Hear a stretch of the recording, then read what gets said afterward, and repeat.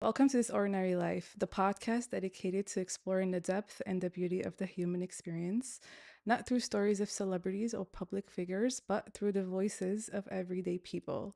I'm your host, Yumnanig, and it is my honor to introduce you my next guest, Sami. Hi, How are you? I'm doing wonderful. How was your day? My day's been amazing. I got a Phil's coffee today and got to see my friend and celebrate a birthday the day before. So I was just waking up a little later than usual. Amazing. Yeah. Okay, so I do want our listeners to know that Sami is a mental health advocate, and I want to delve really deep into what that means. So I want to start all the way from the beginning. Where did you grow up? So I grew up in Brooklyn, New York. Was born and raised from Nice. Brooklyn. Yes, shocking, honestly, And too. yeah, We're in Brooklyn? so it's this area called Kensington, and Okay. it's like very close to Park Slope. It's on Church Avenue. Yes. And on this in this area there's like it has a booming Bangladeshi community. Are you uh Bangladeshi? no, Oh, I'm not Bangladeshi, okay. but there's like four masjids in that same area. Mm-hmm.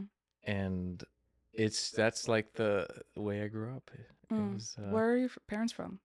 so my mom is Pakistani and Mhm. my dad is grew up in Pakistan, but he's Afghan descent. Yes. Oh, so how many languages do you speak? Even if you were to include like the English slang added, uh, maybe like 2.5. So when did you start your journey of like self-awareness or mental health? Was it something you've always been interested in? No, no, never interested in. Mhm. The complete opposite, actually. I used to just like see therapy as this like thing that would I don't. It's awful to say, but like it's like, oh, you're doing therapy. It's like oh, I don't, Something's that's wrong with you. something's wrong with you. Yeah. So um yeah, I remember the first time I went to therapy, and it was like I forget, it was like 2018 or something like that, and I was going for a few sessions, and then eventually she ends up telling me, like, you know what, like I think you're good. I don't think you really need therapy, and like. And I'm like, oh, that's exactly what I thought. It's like I thought I was perfect too, and thank you for validating that. Um, and then the same thing ended up happening again in like close to 2020. So something very similar ended up happening where I went back to therapy, and I was going through the same process of like, they're just like, oh, like it doesn't seem like there's that much like going on and wrong with you. And then finally he asked me a question, and he asked me a question that was related to my childhood. And, and then I said to him, oh yeah, they used to happen all the time. And then he's like, what? And I said, yeah, that used to happen all the time. And then he says to me, I'm not equipped to handle this, but I know who is. And so that was my journey of like going into this whole world. Um, because earlier on, I was just so good at hiding it. Like I was so good at being dishonest with my own self. And if I'm dishonest with my own self about who I am, then it's impossible to have an honest relationship with anyone else. So 100%. so it was just masks that I had on for a very long time, and it was serving its purpose, I think, Mm. to just get me through a lot of things. But then became a time where that mask was like finally getting in the way of so many things in my life. And then just the process of taking that off is very scary. And so that began the journey um, of like what came after. Okay. Before we start that journey, what made you want to go to therapy in 2018? That's a great question. I believe I was just feeling this overwhelm and stress and anxiety, and I knew something was wrong. And I knew like I was just having a very hard time on my day to day. Like I was on the external facing viewpoint. everything looked perfect. Like, it's like I had a good job. I was in a, good like area, and like, making a good living, and all of these things, eh, were like, oh, like, well, what are you complaining about? Like, you have everything. But then I still had this feeling of stress and anxiety that where I couldn't even sleep, um and it was just hard to get through to the next day. Like, it was almost like a grudging like movement. I was just forcing myself to keep going. And um that was internal. There wasn't like anything happening actually in your life at the time.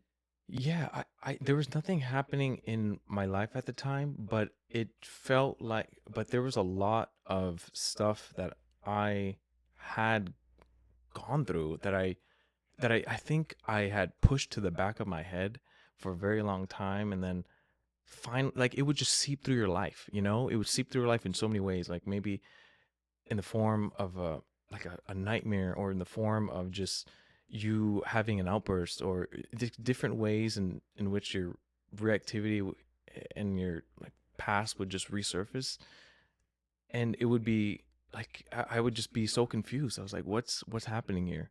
Why is this happening? You ever read the book The Body Keeps the Score? Yes. I think that's probably what was happening. I met Bezel. No way. Yeah. That's so cool. Yeah. I met him, and a few others who are kind of in that trauma field, and Wow. at this conference called, it was like the Somatic Trauma Conference, and they Mm, would use like somatic ways to deal with trauma. okay. So 2018, you start feeling something's off. Yeah. And I know I'm then going all over the no, no, it's fine. place. No, you're fine.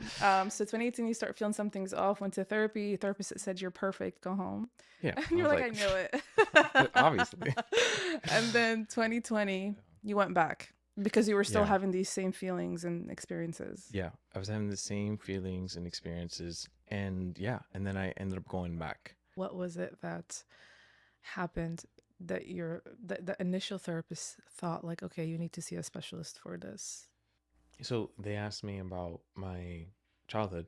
They asked me if there was any like abuse and physical abuse, and I was like, oh yeah, these happen all the time. Um, and then they were like, what do you mean?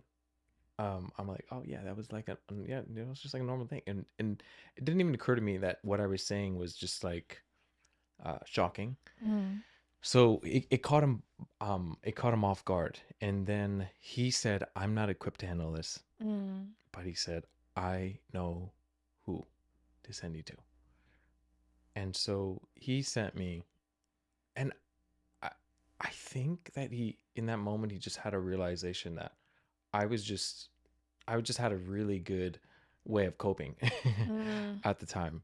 mm-hmm. And it was honestly through his insight, like that led him to reach out to someone that he really trusted, and that brought me to like a different journey, completely. And it started with therapy, but it transformed into a lot of different Something other else. areas, um meditation being one of them.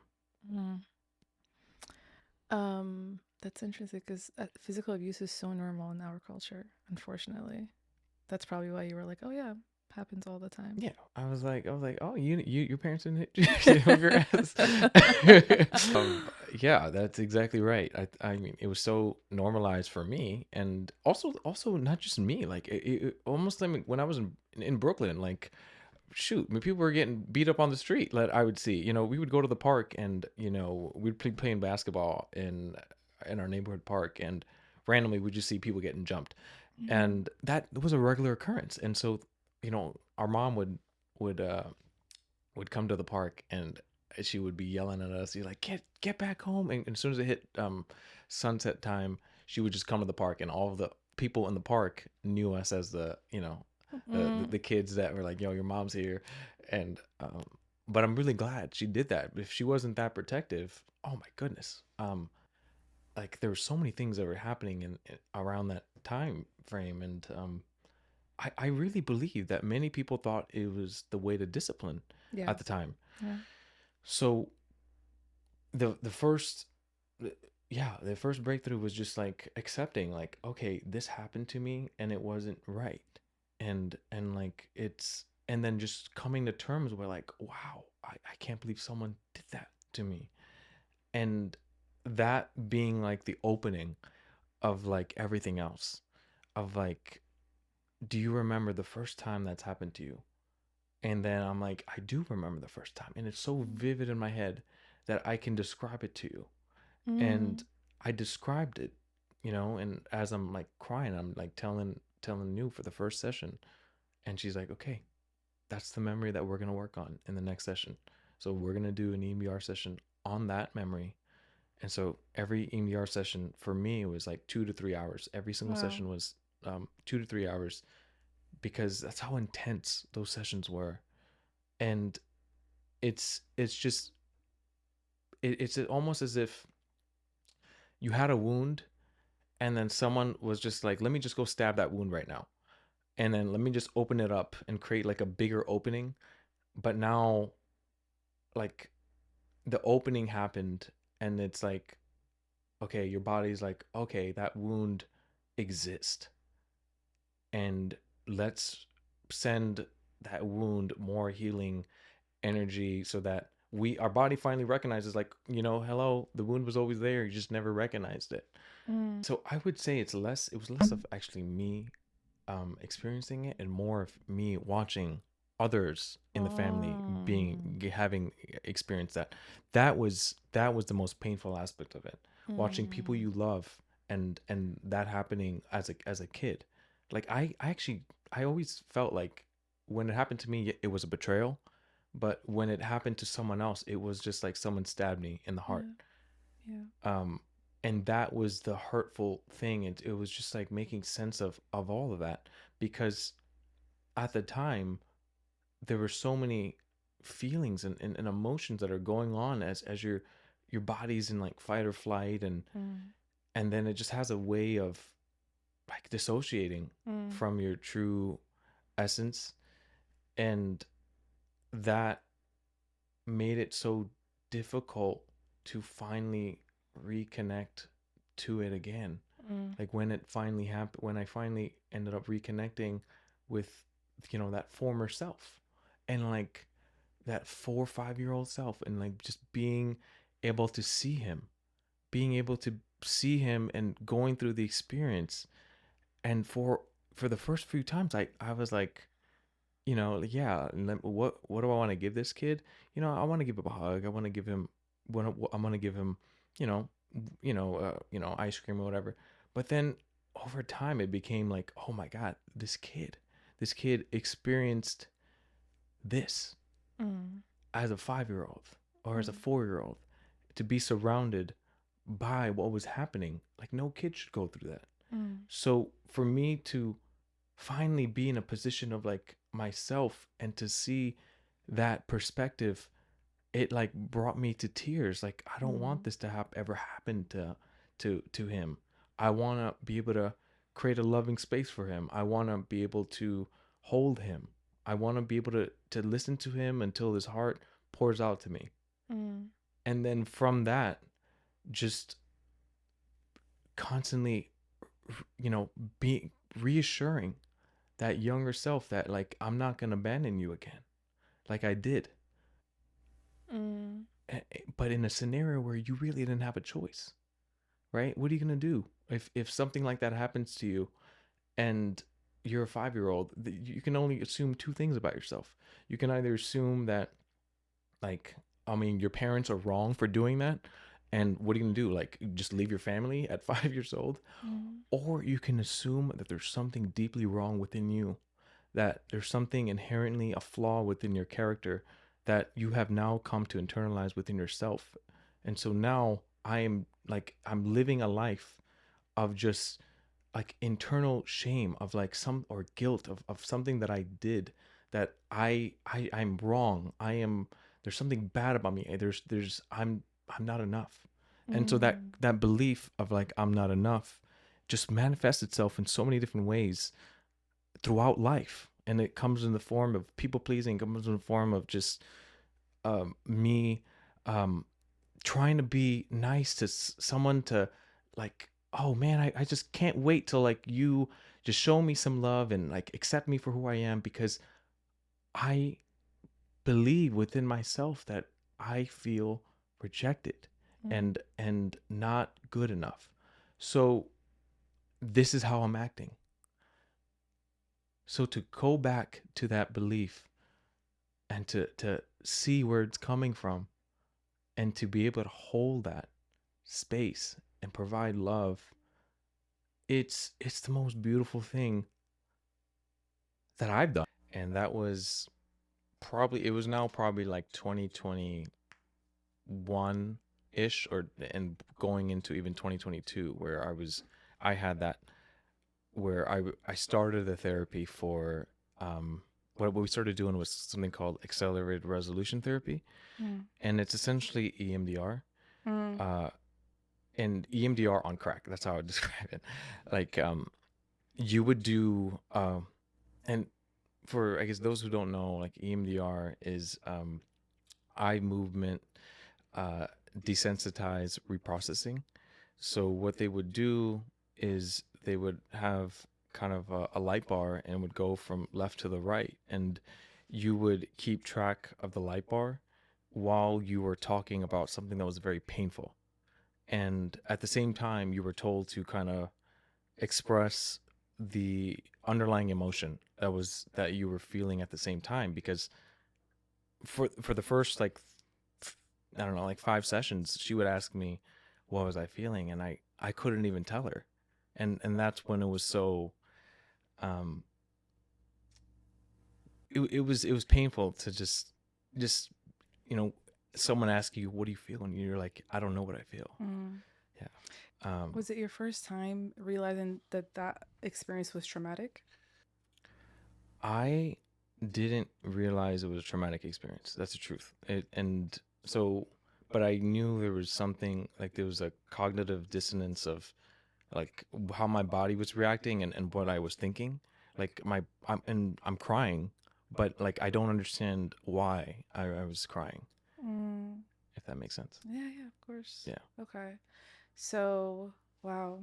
So Yeah. you did that with New Yeah. I for mean, how many years or how long? so I mean, I mean, you and I still like That's still whenever your therapist? she's still the person who I could go to for a session. So it's not like I do like monthlies with her, or sorry, weeklies with her. But like if I need to talk about something, I will always hit her up. Right now, I do something called compassion inquiry, and that's like What a is it called? different modality. Compassion inquiry. Okay. What does that mean? So compassion inquiry was started by Dr. Gabor Maté, and I love him. I love him too. I'm gonna go see him next week, and so I'm very excited about that. He when I feel like Gabor was one of the people where um he's when you hear him speak and you hear him talk, he's it's almost like his soul is talking to you, Yeah. and he talks with his heart, he talks with authenticity and truth, and it just radiates Yeah. that energy to you. When someone goes through an experience of like pain, and it's relatable on a human level. Yeah. Was there any resistance from internally or externally when you were starting this journey of like really deep trauma healing? Yeah. um was there any resistance? Did you feel like, I'm a guy, I'm strong, I don't need to pursue this, like, or I mean, there's definitely like a huge like macho culture of like be strong and be resilient and you're gonna get through this type thing, and then lo and behold, end up like getting a heart attack randomly. It's just things where like the physical ailments of just repression just end up showing up in many different forms, and stress, like God knows like how much it's impacted me and like my life in many in physical ways. And it wasn't and there's a very physical component to it, where there was a lot of ways in which your body, I feel like it's trying to tell you something, and it's like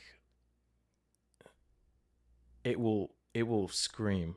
So I had like intense chronic back pain.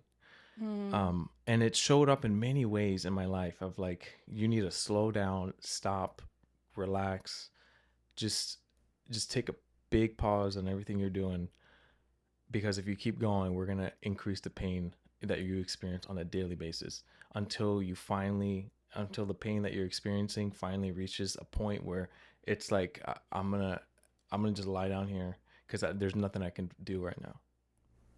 Wow. Yeah.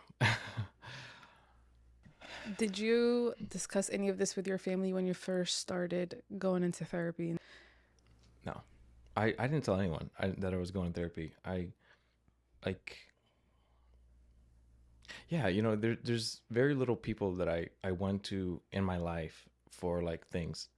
It wasn't until the last like 3-4 years where I started building the trust in myself, and being able to open up about these things. And Mm. I started doing it in very small dosages first. Mm. Like I started doing it with my best friends first, and started telling them things about myself, and then I was like, oh, if I tell them this, like they're gonna stop being my best friend. Mm. And and like nothing changed, and I was like, oh cool, well nothing changed, and we can move on. And like they're like, okay cool, like, well, are you gonna watch the game tomorrow?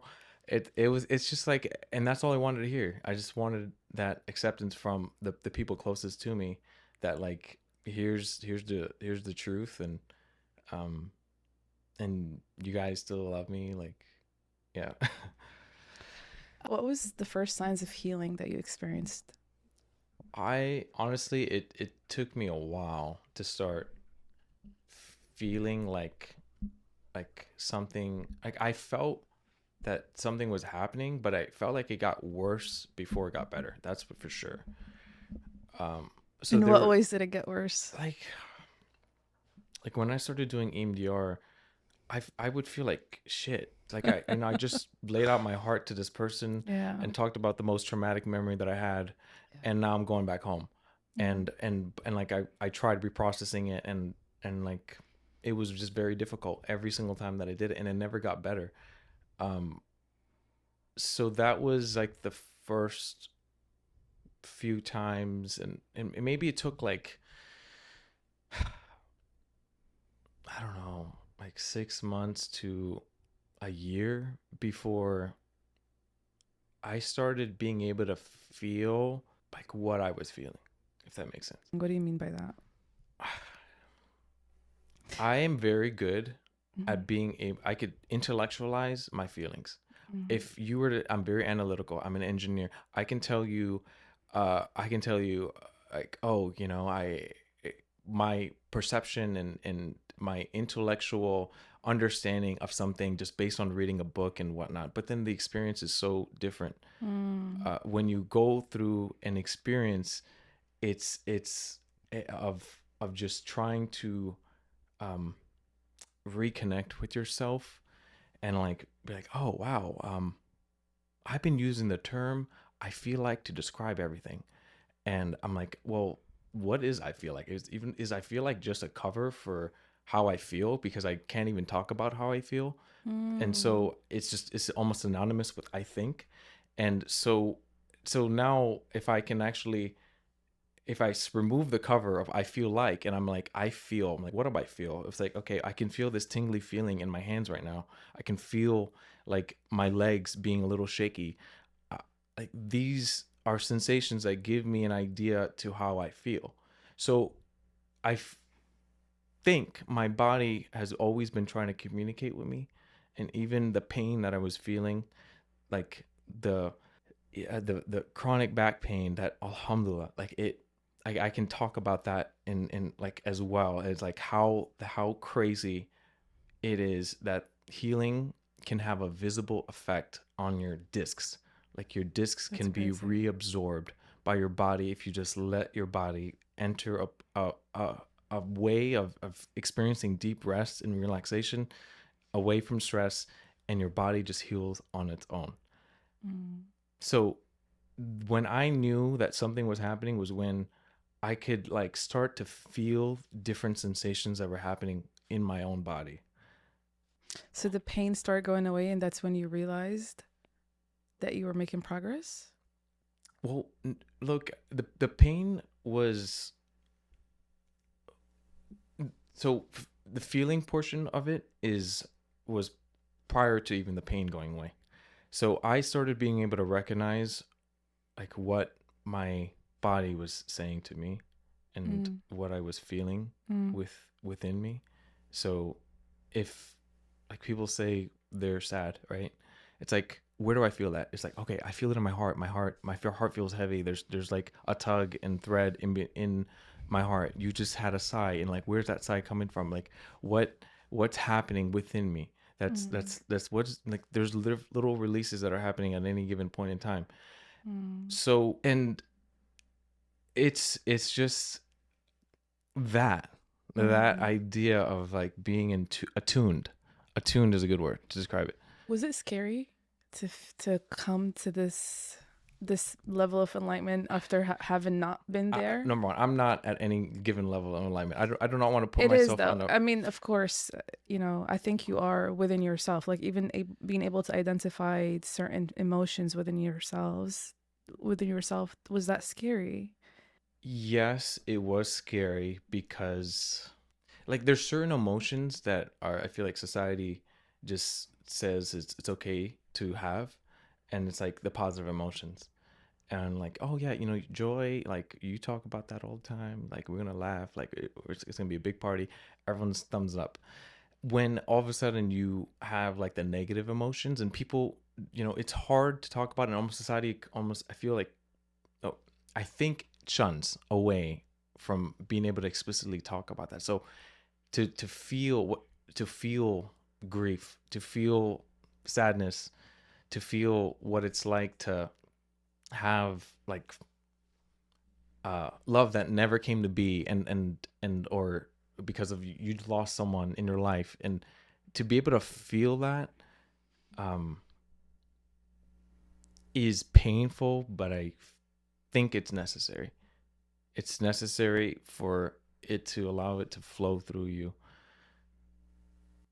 and yeah, and feelings are just like it's just like it comes and goes. But if I were to just hold that up and bottle it in, it would manifest in different ways, and a lot of the times negative. Mm.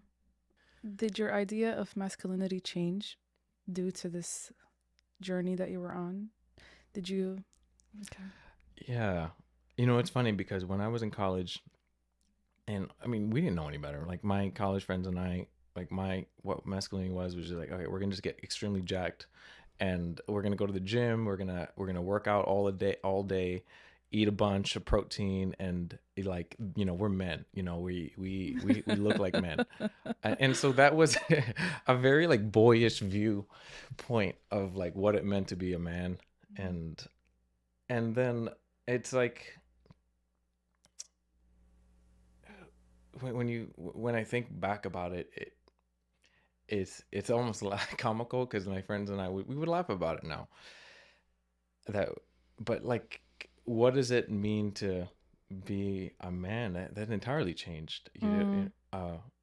From what I thought earlier on. So what is it Yeah, now?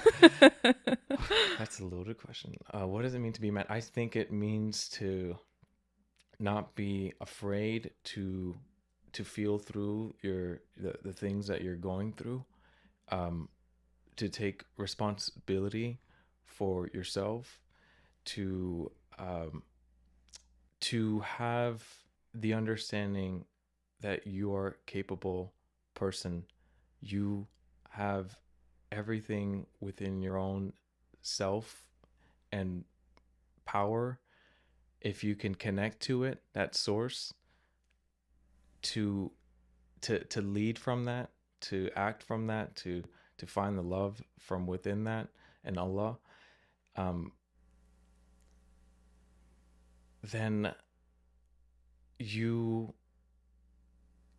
I think if you're acting out of integrity and the truth within you and being authentic to what that is within inside of you, I mean, I think that's as man as can be. Like what more do you want to ask for someone if they're in alignment with themselves. Mm, mm. But that's not just being a man, though. That's just being, Oh, yes. right? Yes. Yeah, I guess the masculine part of it, I mean, that would come down to, I don't know, like being a protector and being a leader and decision maker and all of these things. But I think that was always a part of, like, that never really changed in my mind, if that makes sense. Like Mm, I always had that idea of, like, oh, this is, I've seen my dad take, like, the kind of the driver's seat for a lot of different things, and then just seeing him act that out, and other men in my life who've kind of taught me what it means to be a man and take responsibility for uh, the people around you, um, and responsibility being an avenue of fulfillment. talk about that. Like, for example, I I don't mean to brag or anything, but I think that I'm very happy and grateful that I got to take my mom on a trip to Istanbul and Spain. And it brings me a lot of happiness and joy to be able to do that for her, Mm, because she is someone who's been, like, busting her ass from day one, and she's given me everything. And so for me to be able to be like, what are you doing in December? And her to be like, I am. I got nothing planned, and I'm just like, okay, cool. Well, you pack your bags because we're going somewhere. And she's like, no, we're not going. I'm not going anywhere. You're not gonna spend this much money. Blah blah blah. And I was like, nope, I'm going. I'm flying. I already bought the ticket. You're coming, and that's that. Like, and it's like, and I know, and so my sister asked her later, it's like, do you actually want to go? And she's like, yes, I do want to go. And so I knew she really wanted to do this trip. So there's this moment that we had in Montserrat, which is like an hour away from Barcelona.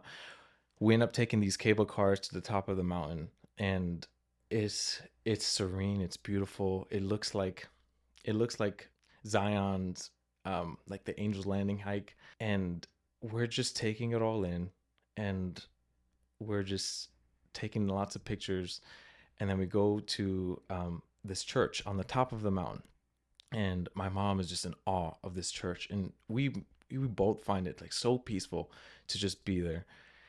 And then there's a moment where she sits on the bench and she's right next to me, and I have my arm right around her like this, and she says to me, you know and she says this in Urdu. She says, I never thought there would be the day that I would be able to do something like this. I used to watch this Punjabi YouTube couple, and they would be traveling the world, and here I am being able to do that right now, because I never thought anyone would take me, and that broke my heart. And so I'm just there and, like, holding her, and just in tears of, like, gratitude of, like, wow, I get to be able to do that for her. mm, And that just was everything for me. So the money, like, it doesn't even matter at the end of the day. mm.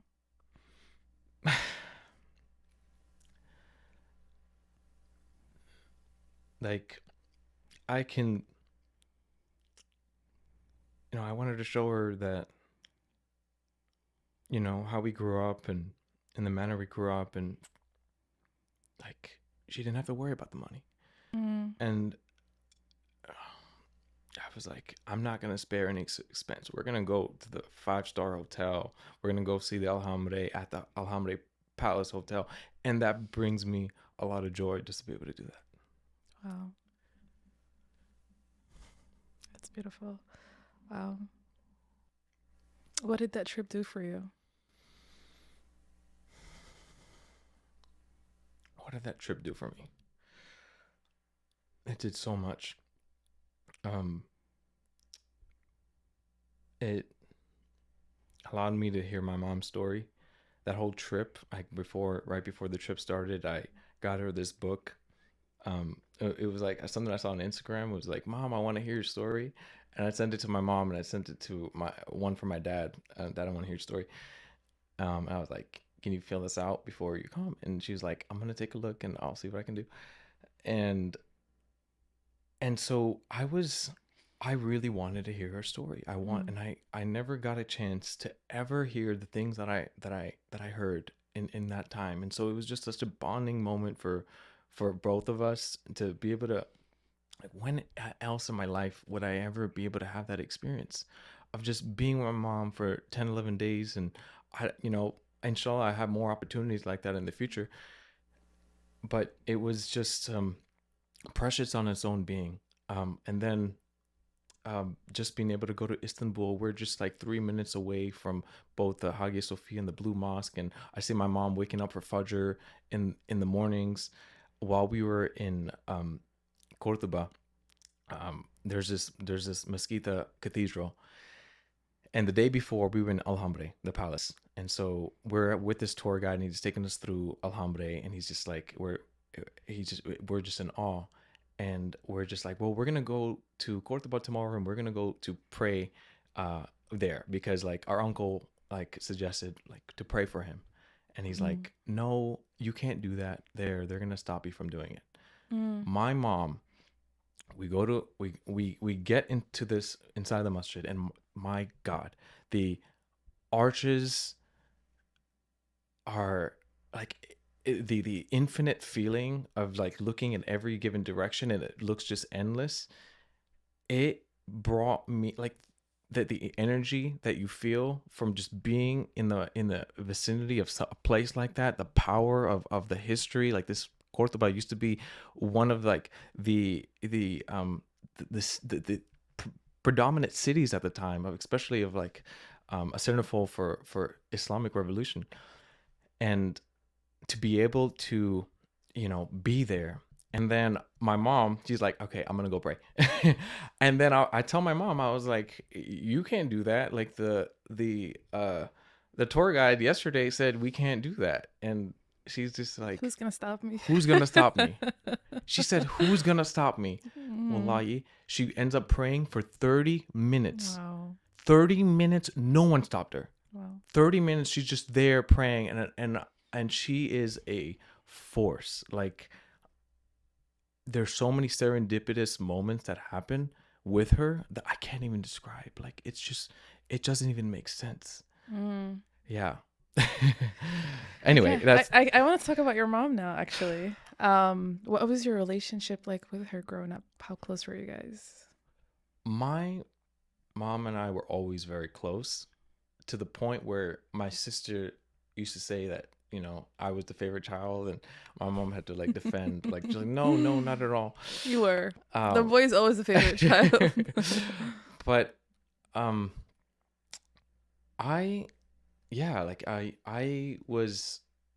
always help her in different ways. Like, she had like a babysitting business that she had started to try to make money.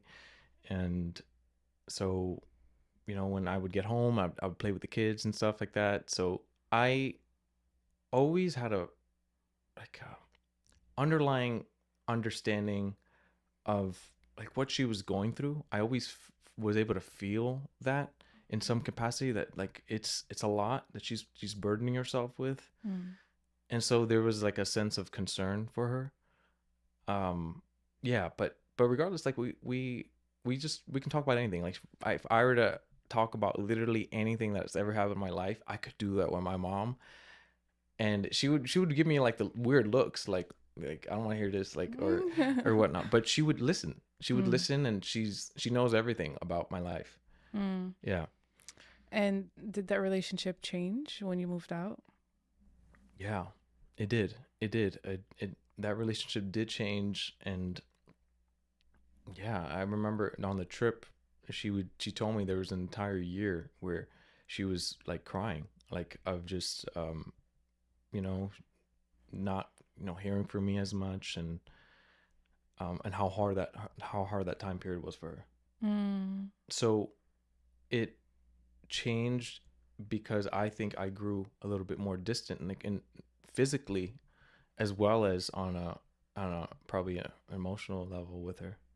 I actually want to, we talked about it earlier, but I want to talk about what does self love mean to you? And how has your perception of self love changed throughout this whole journey?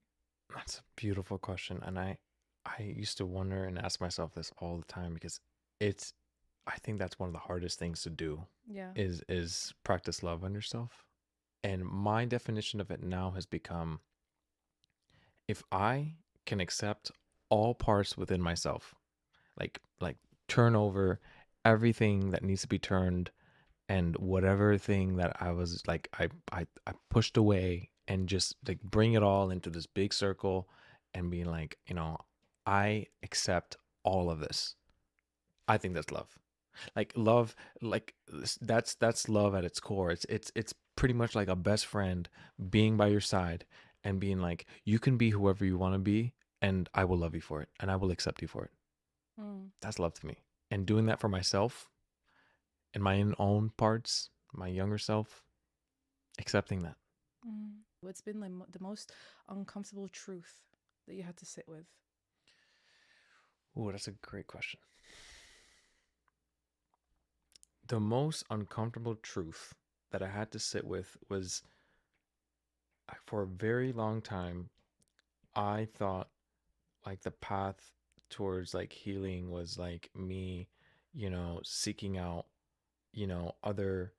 other people to like a almost like a other father figure, and like Mm, having other people be like the replacement for that. mm, And so coming to terms with that, the healing that relationship with your parents, your for me it was my dad. That is like, if I can accept him, there's a huge part within the parts of myself that like I have just accepted. And that to me is everything. mm. Just that relationship with your parents, accepting them, they're just mirrors within ourselves. So, what was the uncomfortable truth there? The uncomfortable truth was like, we grew up in poverty in Brooklyn. Mm, mm, We grew up in poverty in Brooklyn. We would I don't even know. I've never shared this to like many people. Like sometimes, we'd wait to like eat food, just mm, at like an event, like we would just like really wait until that event happened. And sometimes we would, this is embarrassing to share, but like wait to flush the toilet and things like that. So the uncomfortable truth was just coming to terms with that. I used to be that person that would tell people, hey, drop me off a block away from where I live. mm, I used to be that person that was just like, this is not who I am. I'm I portraying this outwardly image of like, oh, they look at him and he's just like, oh, he looks like he comes from a good family, whatever that means. mm, And then just coming to terms with like, these are my people, this is my family, this is all the good, bad, but I'm gonna love them. mm, To come to terms with that, and I've been rejecting that for the longest time, of like, no, I'm not that. And like, I'm not. And also society had brainwashed me into believing that there was something wrong with being brown. And um like after 9/11, we grew up in, like, I saw it from my elementary school. When 9/11 happened, I saw the ashes outside of my elementary school. wow. And I remember what it was like to see every single person in my classroom, one by one, going home, and then watching these towers like over and over again, the plane like crashing to the towers. And then at one point, like four different classrooms got combined into one classroom because slowly all the kids were eliminating and just going home. And just being with that and noticing how my life completely changed after that, the day after. Mm. Like my name was Usama. Oh, wow. My name was Usama with a USAMA H. So With your People, real name? that was my name at one point.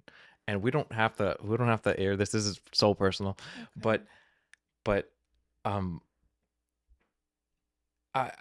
I'm just sharing this That must have been because terrible. Yeah. like the day after um like 9/11 happened, it was like the teachers calling out names, like who, or the day or the week, who, it's like, okay, Albert here, Michael here, Usama bin Laden, like someone said that. And to go from having like trusted friends to seeing them do a 180 on me was like the craziest thing I've ever experienced in my life.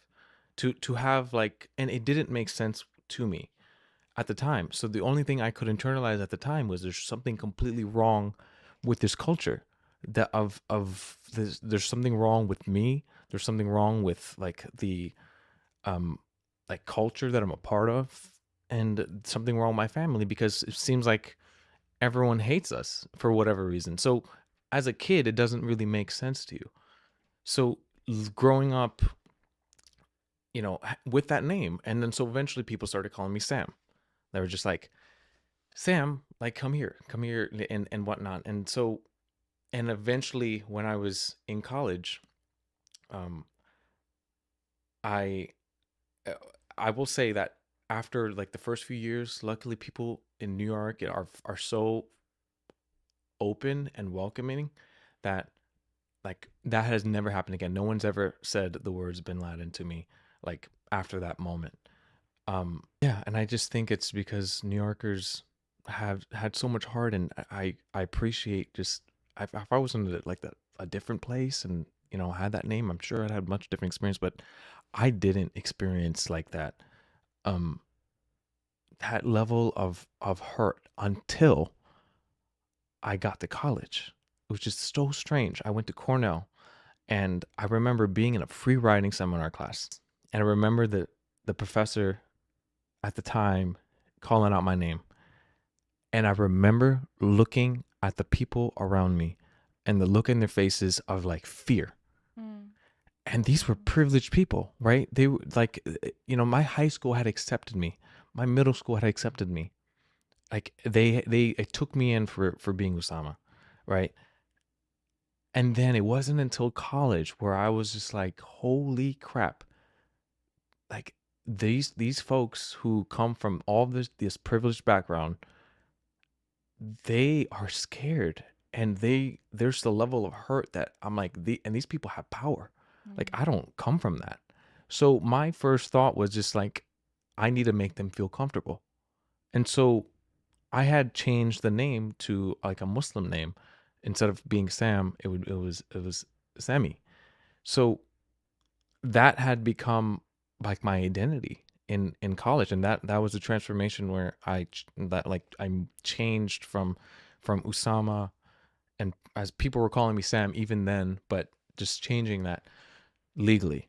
And then I unknowingly found out the definition of like Sami, which is like to listen. What's To it? there's a definition of Sami, which is to someone who listens. And Wow. it became and I looked up, and my friend Dana, she ends up telling me this. She's like, did you know that maybe destiny just found you in that direction, and like you had no idea what you changed your name to, you didn't even know the meaning of it, but did you know that this was the meaning of it? And so it came to my occurrence like much later in life, and I was like, wow, that's such a beautiful way of looking at it, of like this name just came to be, Mm. and now I accept it for what it is. um Wow. yeah, to this day, Allah has been the force, like, that has gotten me out of every situation, every hardship I've ever had. I would just kneel in prayer, and I don't think, had it not been for that, I would have ever made it out of that situation. And I know plenty of people who grew up in our neighborhood who didn't. I have okay. I want to talk one about your dad, and then I want to talk about Cornell. So you talked about your relationship now being better with your dad. And you talked about that for a while you looked for father figures. Yes. What Yeah. was the relationship with your dad like growing up? Yeah. Why did you feel the need to look for father figures? Um that's a great question. I felt like because of like this feeling within me of discomfort, and it was related to like childhood experience. I almost kind of wrote him off, you know. And at a certain point I was just like, I'm not gonna like deal with this anymore. I went What's to this dealing? college, meaning this is like, and I will caveat this by saying my dad and I have a he's an extremely loving person today. He is miles like in light year. I am proud to witness his own journey. Mm. Like wallahi, like he's been an inspiration to me for having the strength to, like, how many people I know that like decide in their life that like, something happens to them and it breaks into their heart, and now their heart's open. Their heart's open to like even when you're reading the Quran and any other person that's reading scripture, and they're just going through the motions of like of just praying and doing these things and not really letting it hit the heart. And the heart is talked about so much in the Quran. Mm. For him, for that to open up, and for his seeing his heart like purify and become this giving, like generous, magnanimous way of existing has been transformative for myself, because I never thought I would ever see the day that that would happen, because of what like we experienced. And like what we experienced growing up was just like very different. Did you blame him for? Oh, I blamed him for everything. Mm. I was like number one victim. I was like, you know, just like, this is the reason, blah blah blah. This happened. Like you know, and you know, people would look at me and be like, you know, daddy issues. And so, you What's know, your dad's name? Fateh. Fatah. Hmm. Describe him in 3 words. Hmm. He's wise. He's very wise. Like I feel like there's very few things. It's just kind of like the way he used to say things as when I was a kid, like irked me. But like he was just right about almost everything. And had I just you know accepted that that was his way of doing the things, I would have just, yeah, I would have just taken in a lot of his learnings. Um, Smart, very intelligent. He was an engineer, um, back in Pakistan, and just to the sheer uh way of being an immigrant, like it didn't translate. Like he was this, you know, like high, like he had a high role in his country and in his city and was well respected, and he come here and it's just like that doesn't translate, and then they see and you're just working from the bottom up again. And that's kind of had been his life. So um so the third word I would use is it. I wanted to say unfinished, but I feel like he's closing that loop, like the requiem for a dream that was never fulfilled. But I believe he's living that through his kids now. Mm. And I think subconsciously, it wasn't even like I was consciously trying to find male figures. Subconsciously, I would gravitate towards like these like machismo men that like what I thought like it meant to be a man at the time. And I love my friends, but like that's what they were. Like that's the truth. Like at the time, like we were all but a bunch of gym rats, and that's what it was. And we would, you know, roast each other and do stupid stuff, and that's what I thought it meant to be a man. And I want to say something. yeah, Sorry to cut you off, no, but no, you cut me off whenever you want. I think that's why a lot of men struggle with mental health more than women, because I think men within themselves, like um like I don't think there was much grace. There was a lot of like, come on, bro, suck it up, be a man. Like, what are you talking? Like, can you imagine crying in front of your friends? Like, Yeah. maybe you have woke friends, but I can't imagine the average person like No, crying, like the average guy. Like, I don't think men have a space to be vulnerable and emotional, even within themselves. not at all. I mean, do you want your homies seeing you and being like, "Yo, he's acting like a bitch," right? Like it's just not. Yeah, It was that was the thought process of even doing that with around your friends is like terrifying. yeah, Of just being like he's soft, he's yeah. this, and all of a sudden like, oh, what happened to him? Like he's crying on whatever. Man, it takes a level of vulnerability to be able, because the truth is, the feelings are always there. They're just masking them. So if they were to just, be able to feel through what they're feeling, it's not like you're crying indefinitely. Like letting it flow. Like letting it flow with people you trust. I will say that. Like not everyone is in the vicinity to handle that, like even provide the space to do that, because the prerequisite is, if are they doing that for themselves? Mm, How can someone who's had no experience doing that for themselves hold space for someone else, yeah, right?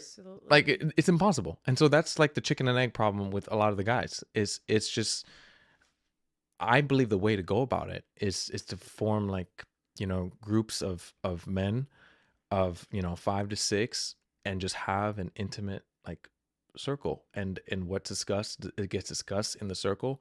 I'm not saying go out and like do this in public. No, I'm saying do it with friends you trust, that you care about, that you're that like you love, and you can be vulnerable with. And I swear it's one of the most healing things possible to Yes, do it with other men.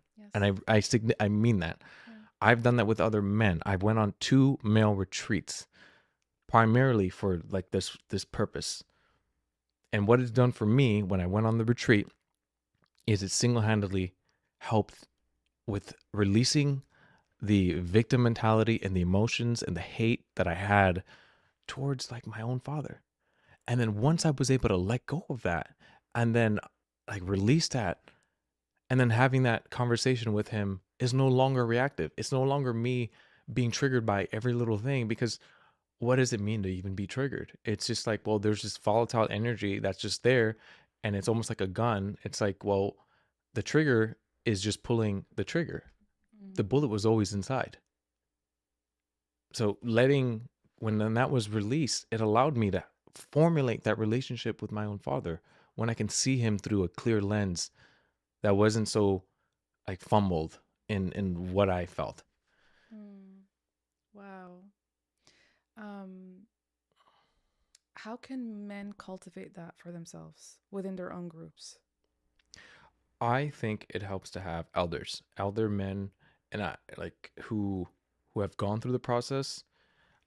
They're older, wiser, they're more experienced, and from what I understand, they are the people who like we used to have elders all the time in back in our communities, and we would go to for opinions and advice and counsel, and that now that's like completely stripped away from us, and there's no one to really go to. Like now we don't even value that person's opinion. They're like old and feeble. It's almost like looked like, but these people have so much wisdom and so much to offer, and I think it's bringing them, and I think it works both ways. You bring them in, it's giving them purpose. They're being revitalized by the energy of the youth, and we're obtaining the wisdom from these elders as well.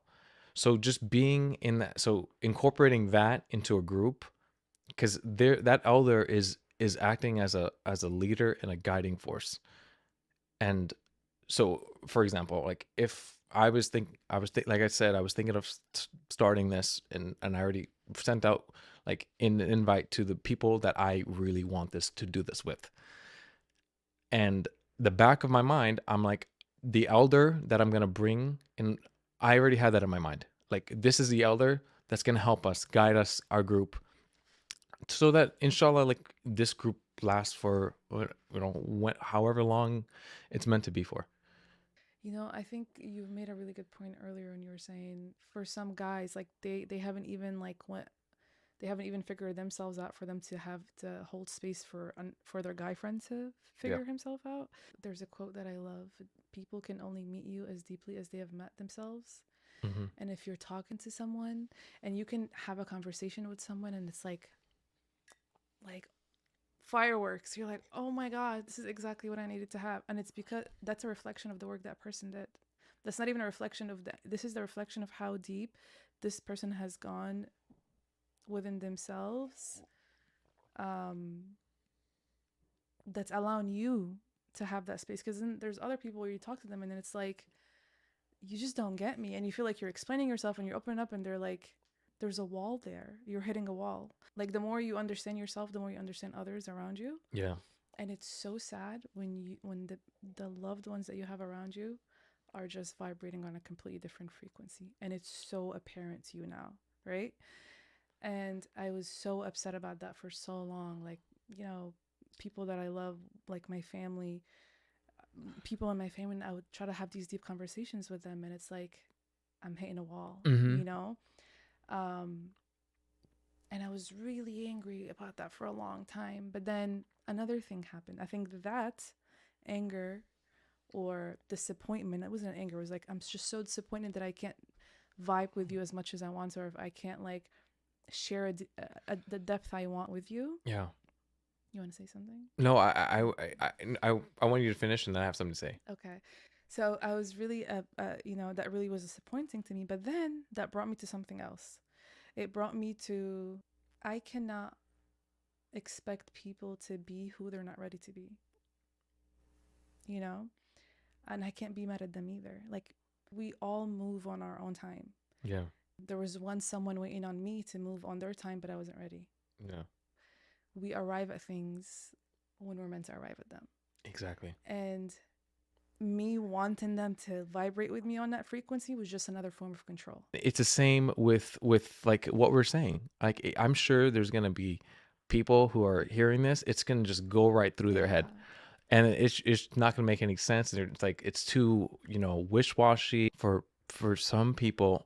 It might resonate with them at a deeper level, and it just means they're like what we're saying, and that message is resonating, and who, like, when you're speaking in your own way, the person who's you're listening to you Yeah. can finally hear the message that you are saying.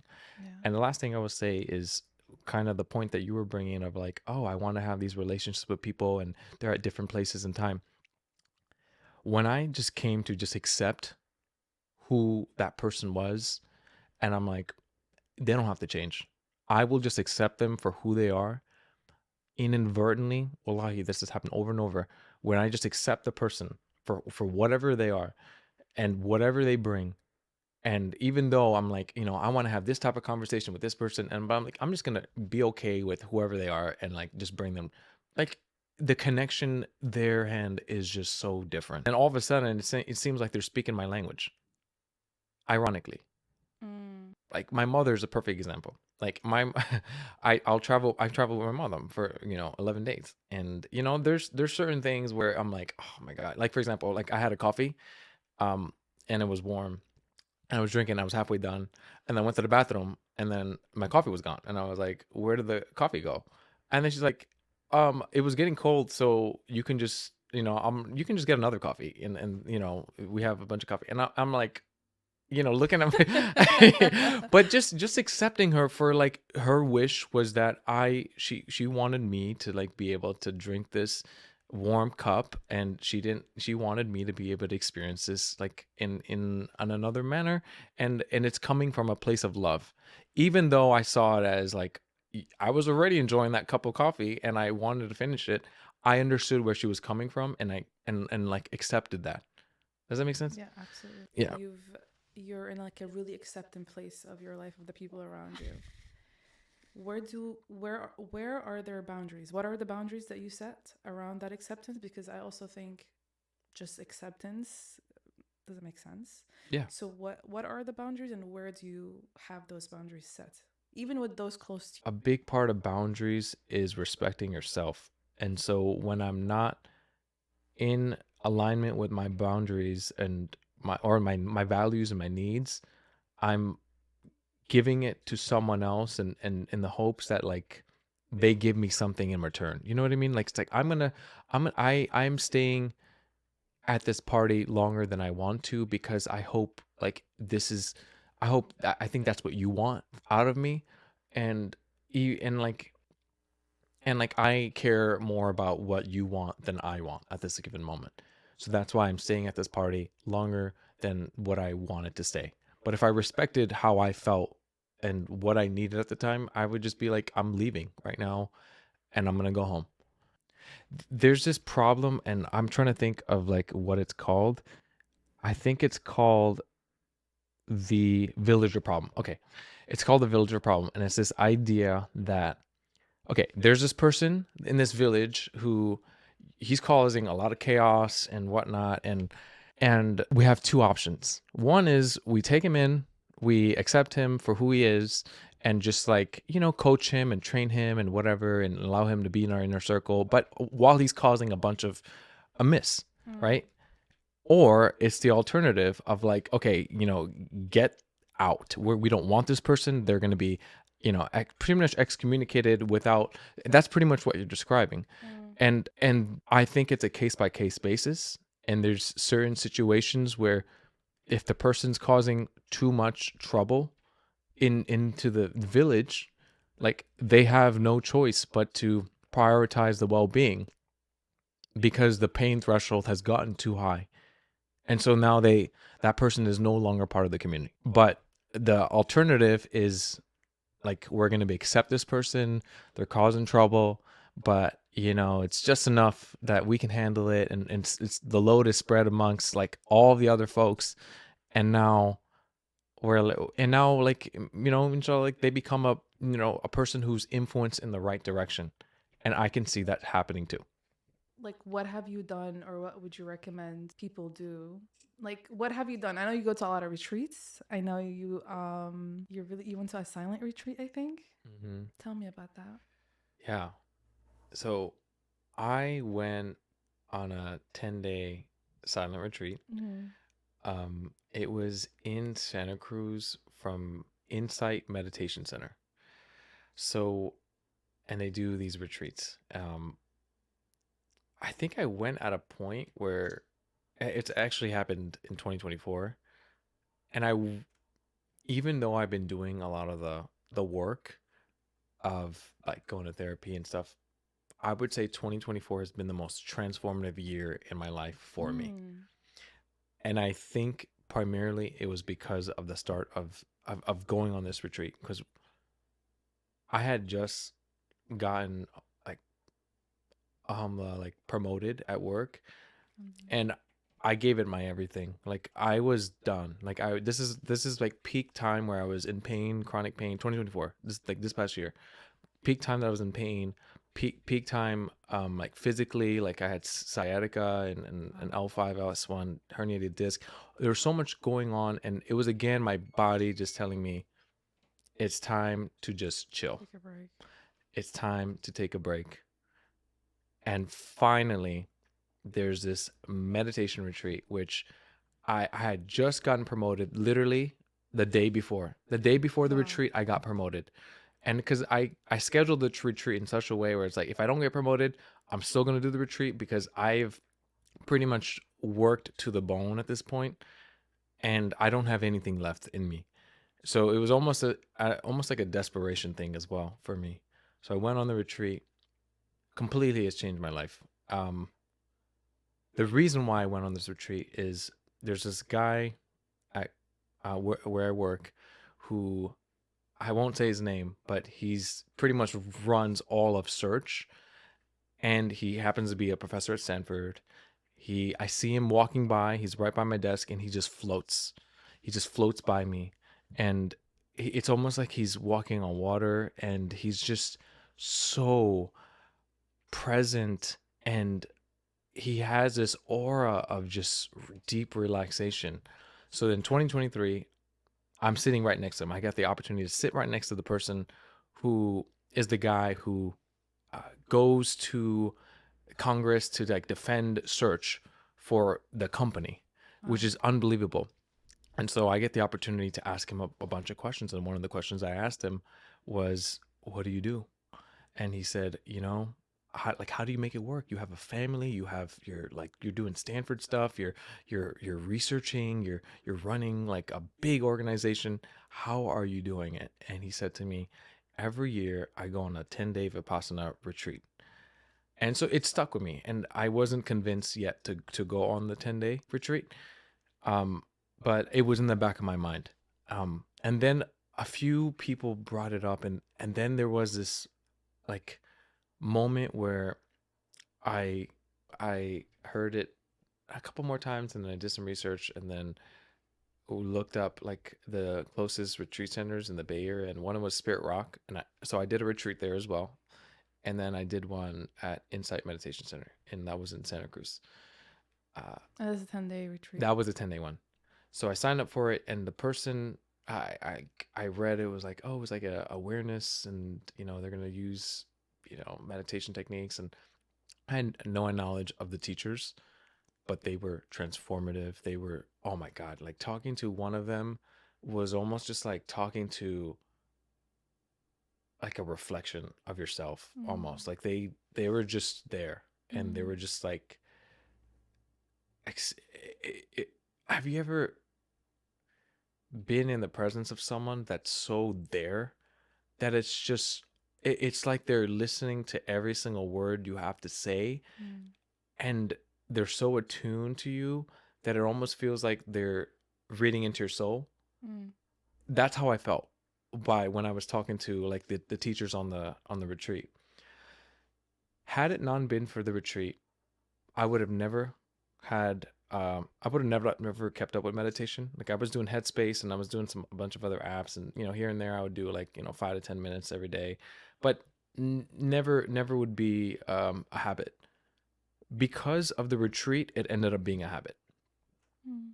So I feel like retreats are perfect ways for people to have, yeah, for people to formulate a habit.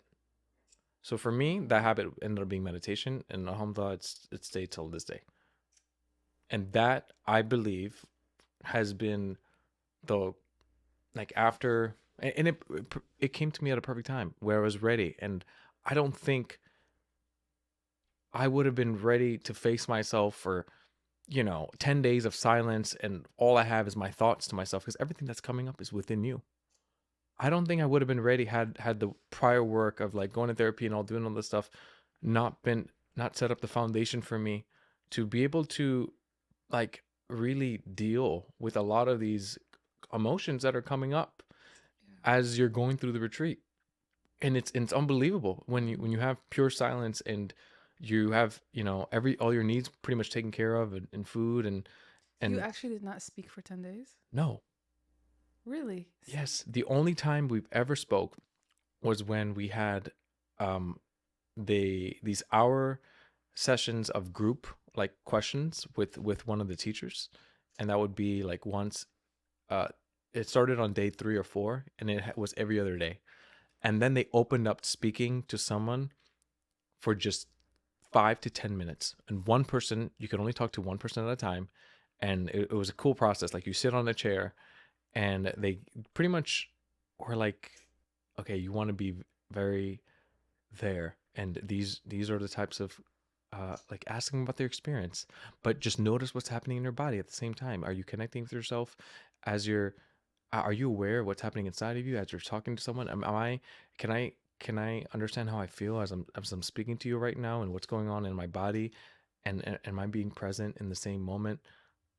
And just holding that together.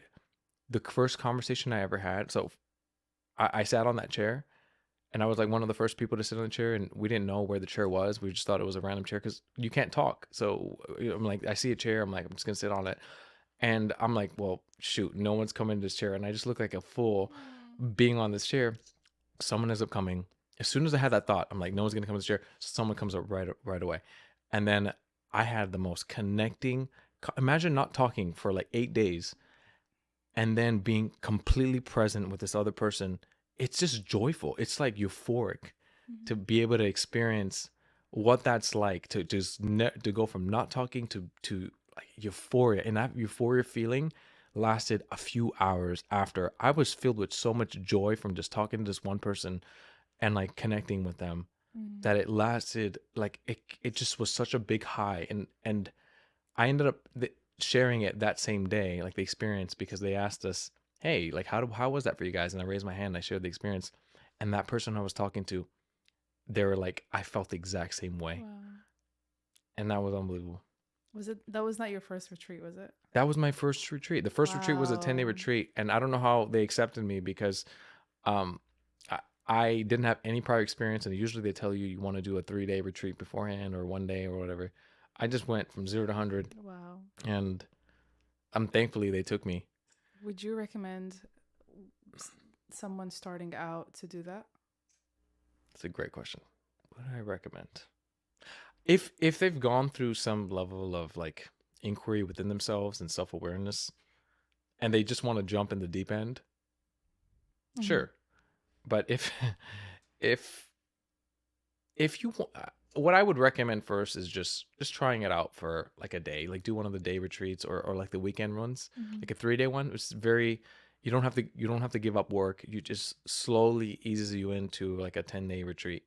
Mhm. But I would definitely recommend a 10-day retreat. The reason being is it because I did a 5-day one as well at Spirit Rock.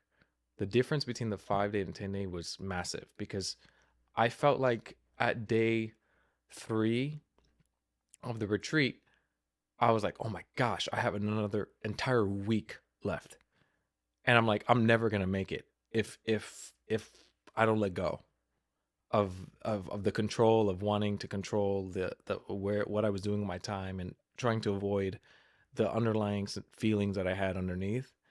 But with the 5-day, I could, because 3 days in, I'm like, shoot, I only got 2 days left, and then I'm sure they're gonna make us talk on like the fourth or fifth day, so I'll be fine. Mm. So that was the expectation for the 5-day, and it was a lot easier than the 10-day. The 10-day just is another level of difficulty, because a week in, like thinking about a week after 3 days, because day 2 and 3 are very, very difficult Mhm. when you have a week left, because you're like, there's no end to this in sight. I can't even imagine a month. There's people who do month retreats. That's another level. Yeah, it's insane. A month silent retreats? Yeah, a month. I know someone who did 3 months of a silent Oh retreat. my god. Yes, I'd go crazy.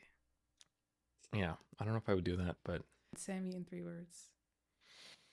I don't know. I think goofy is one word I would use.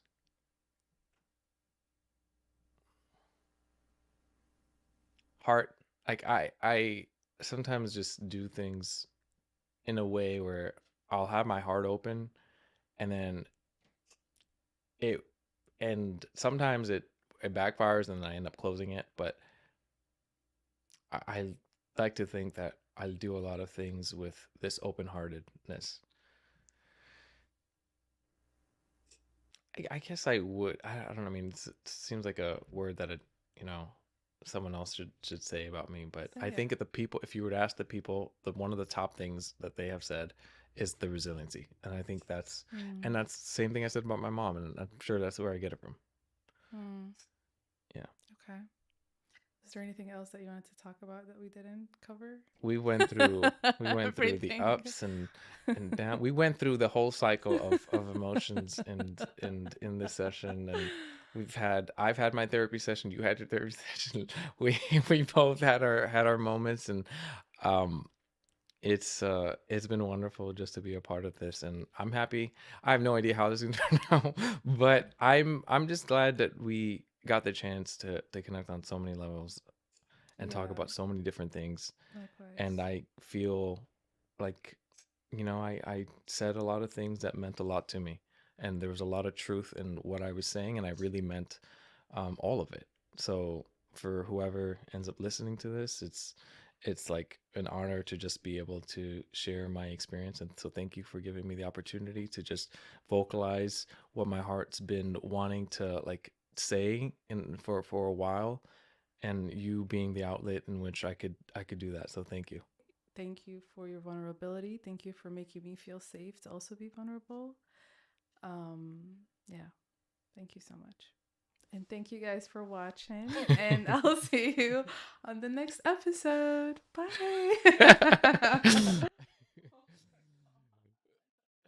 I think that I think that went well. I think